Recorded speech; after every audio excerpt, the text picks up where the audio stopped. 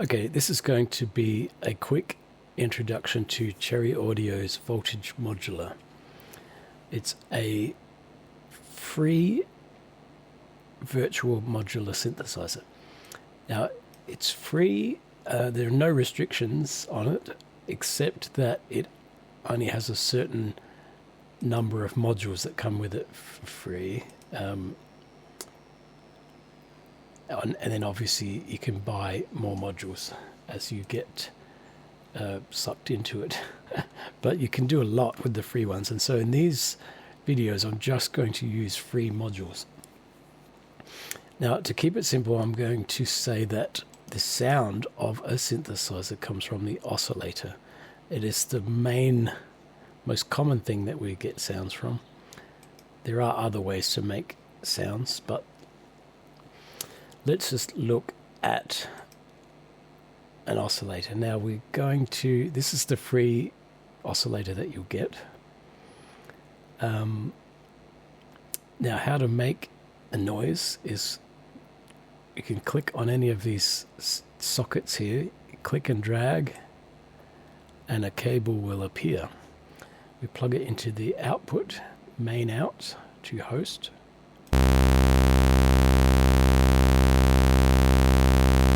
And then we have sound. Now, we can change the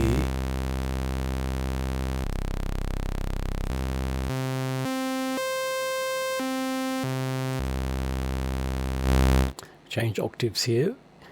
This is a bit of synthesizer history in that these numbers here, 16, 8, 4, 2, 32, etc., those refer to a length of pipe in feet. So that's dates back to pipe organ days. But that doesn't really matter to us. We can also change the frequency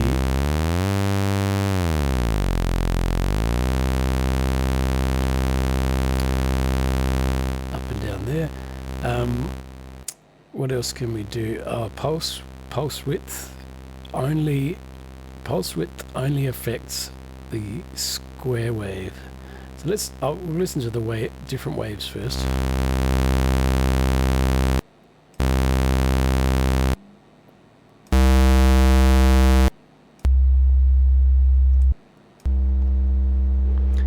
Now, an interesting thing about the different wave shapes is you hear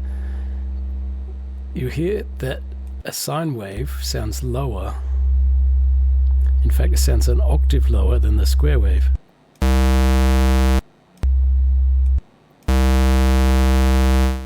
And that's a bit of maths or science, which is not really relevant to us right now, but I'm going there anyway. If we look at the sine wave,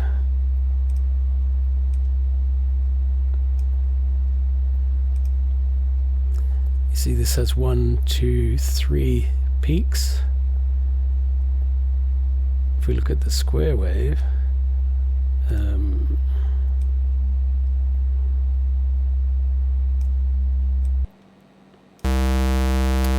has 1, 2, 3, 4, 5, 6 peaks, or 6 corners, let's say. So twice as many as the sine wave, and that's why it sounds twice as high, or an octave higher. I just thought that was interesting.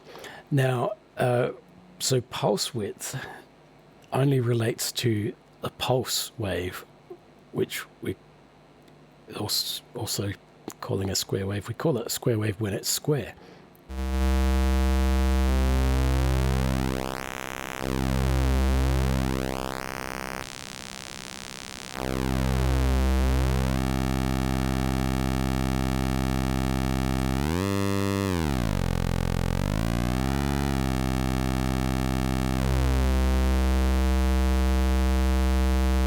So that's just an interesting effect that we can do with the square wave.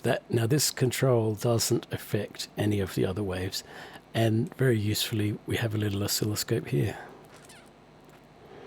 which is cool. Now, that has covered most of the controls. Now, pulse width modulation, we will get into shortly. Frequency modulation, sync, and pitch we will look at in the next one. But basically, this is the basic operation of an oscillator.